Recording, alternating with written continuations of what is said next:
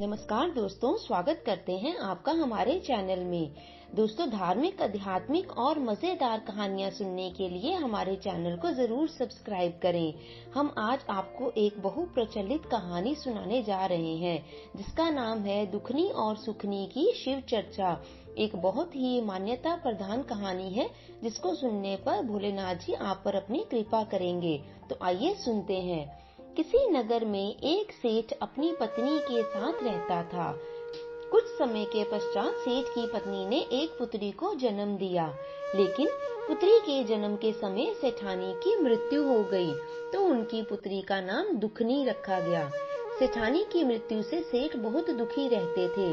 उनकी पुत्री अभी बहुत ही छोटी थी, इसलिए सभी ने सेठ जी से दूसरी शादी करने के लिए कहा, परंतु सेठ जी दूसरी शादी करने के हक में नहीं थे।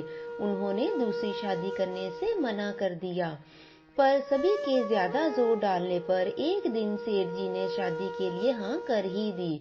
कुछ ही दिनों में सेठ की दूसरी शादी हो गई, लेकिन सेठानी उस लड़की से बिल्कुल भी प्यार नहीं करती थी। धीरे धीरे समय बीतता जाता है और इस सेठानी से भी एक बेटी जन्म लेती है।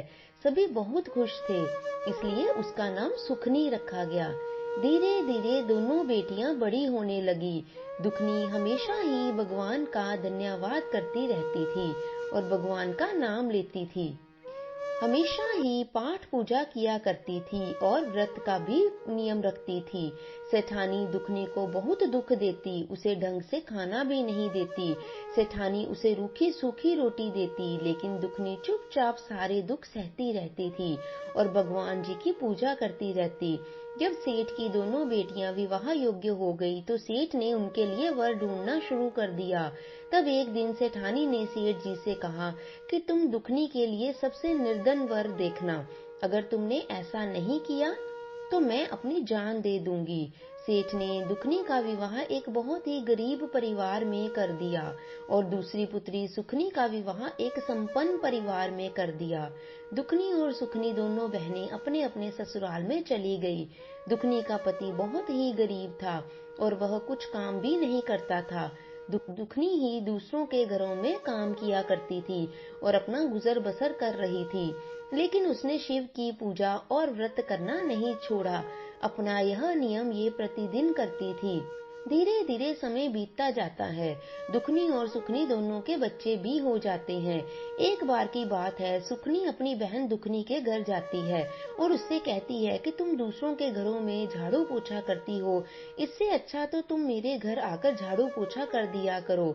मैं तुम्हें पैसे दे दिया करूंगी और बचा खुचा खाना भी दे दिया करूंगी। दुखनी इस बात को सुनकर हाँ कर देती है और वह अपनी बहन के घर जाकर काम करने लग जाती है। उसकी बहन उसे बासी खाना दे दिया करती।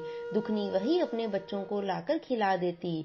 एक बार की बात है, दीपावली का त्योहार था तो सबके घर पकवान बन रहे थे। दुखनी के बच्चों ने अपनी माँ से कहा, माँ हमें भी अच्छा खाना खाना है। तो दुखनी बोली, बेटा अब मैं क्या करूँ, कहाँ से लाऊं अच्छा खाना, तुम्हारे पिताजी तो कुछ करते नहीं हैं। तब बच्चों ने कहा कि मौसी के घर से ले आओ। तब दुखनी अपनी बहन सुखनी के घर जाती है और अपनी बहन से कहती है, आज त्योहार है तो आज का बना हुआ थोड़ा सा ताजा खाना दे दो। मेरे बच्चे आज के खाने के लिए बहुत जिद कर रहे हैं, वो बहुत भूखे हैं, उन्हें आज अच्छा खाना खाने का मन कर रहा है। तो सुखनी ने अपनी बहन दुखनी को बहुत बुरा भला बोला और उसे घर से निकाल दिया। तो दुखनी रोते रोते अपने घर आ जाती है। दुखनी को रोता देख उसके बच्चों ने कहा, माँ क्या बात है, तुम तो मौसी के घर गई थी खाना लाने के लिए, तब क्या हो गया, तुम रो क्यों रही हो। तब दुखनी ने कहा, बेटा तुम्हारी मौसी ने खाना नहीं दिया और मुझे बहुत बुरा भला भी बोला है। तब दुखनी ने सोचा, आज त्योहार है, क्यों ना मैं ही अपने बच्चों को अच्छा खाना खिलाऊं। मैं आज अपने बच्चों को अच्छा खाना खिलाकर ही छोड़ूंगी। फिर वह वन की ओर जाने लगी। उसने सोचा, कुछ लकड़ियां बेचकर बच्चों के लिए खाना ले आऊंगी। चलते चलते दुखनी को एक गाय मिली। वह दर्द से तड़प रही थी, वो बच्चे को जन्म देने वाली थी। उसने दुखनी से कहा, बेटी जरा मेरी मदद करो, मुझे बहुत दर्द हो रहा है, मेरे पेट पर हाथ फेर दो। दुखनी गाय के पेट पर हाथ फेरने लगी और गाय ने आसानी से बच्चे को जन्म दे दिया। फिर दुखनी आगे बढ़ी और रास्ते में उसे एक नागिन मिली जिसके ऊपर से केचुली थी और उससे निकल नहीं पा रही थी। उसे ठीक से कुछ दिखाई भी नहीं दे रहा था। उसने दुखनी से कहा, जरा मेरी मदद कर दो, मुझे बहुत ही तकलीफ हो रही है। दुखनी उसकी मदद भी कर देती है और नागिन आसानी से केचुली छोड़ देती है।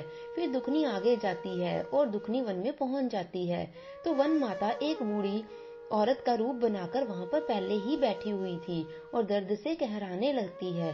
दुखनी को देखकर बूढ़ी माँ कहती है, बेटी जरा मेरी मदद कर दो, मेरे पैरों में बहुत ही दर्द हो रहा है, तुम मेरे पैर दबा सकती हो?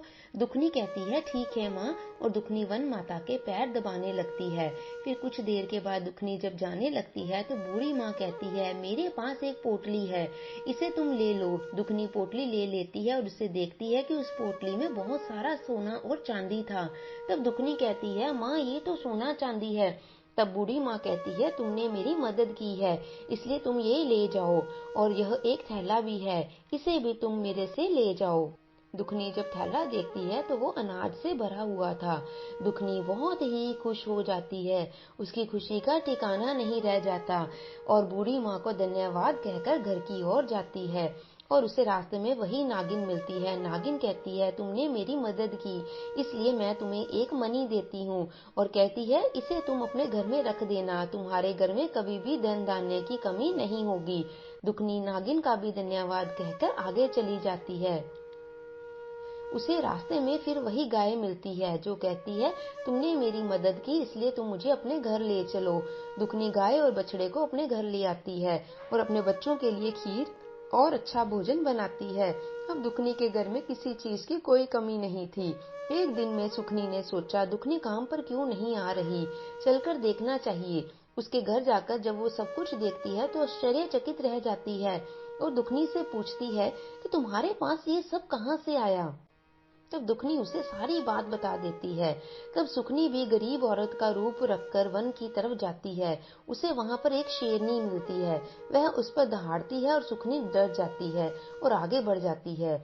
आगे वही नागिन सुखनी को मिलती है। नागिन उसे देखकर गुस्से से फुंकार मारती है। सुखनी फिर डर जाती है और भागती है। आगे उसे वही वन बुढ़िया मिलती है। वह कहती है, मेरी इजाजत के बिना तुम मेरे वन में आई भी कैसे, और वह सुखनी को डंडे से मारने लगती है। सुखनी भागते भागते अपने घर पहुंच जाती है। घर जाकर सुखनी देखती है कि उसके घर में अब सब कुछ खत्म हो गया था, धन दौलत सब कुछ अब नहीं था, वह बहुत ही गरीब हो गई थी। फिर वह अपनी बहन दुखनी के घर जाती है और उससे बुरा भला कहती है कि तुम्हारी वजह से मेरा सब कुछ नष्ट हो गया है, तुमने ये क्यों किया। तब भगवान शिव जी वहां पर साक्षात प्रकट होते हैं, जय भोलेनाथ जी की, और कहते हैं, इसमें दुखनी का कोई भी दोष नहीं है, तुम बहुत ही घमंडी थी और धनवान होते हुए भी तुमने गरीब का रूप धारण करके वन में जाने का सोचा, इसलिए वही वन सती माता ने तुम्हारा सारा धन नष्ट कर दिया है। तुमने धन का लालच किया जिसकी वजह से ये सब कुछ हुआ। यह सब कहकर भगवान शिव जी वहां से चले जाते हैं। अब सुखनी को अपने किए पर बहुत ही पछतावा होता है और वो वहां पर बैठकर रोने लग पड़ती है। तो बोलिए शिव जी महाराज की जय हो मेरे शंकर भोले भंडारी जी की। तो दोस्तों, इस कहानी से हमें बहुत ही प्यारी शिक्षा मिली है कि हमें दूसरों की हमेशा ही मदद करनी चाहिए। जो लोग दूसरों की मदद करते हैं, भगवान शिव जी उन पर अपनी कृपा को बनाए रखते हैं। तो दोस्तों, आशा करते हैं आपको हमारी आज की यह कहानी अच्छी लगी होगी। अच्छी लगी है तो इसे लाइक और शेयर जरूर कीजिए। यदि आप हमारे चैनल पर नए हैं तो इसे सब्सक्राइब भी करते जाएं। अगली बार एक और नई कहानी के साथ आपके समक्ष उपस्थित होंगे। कहानी को अंत तक देखने के लिए आपका बहुत बहुत धन्यवाद।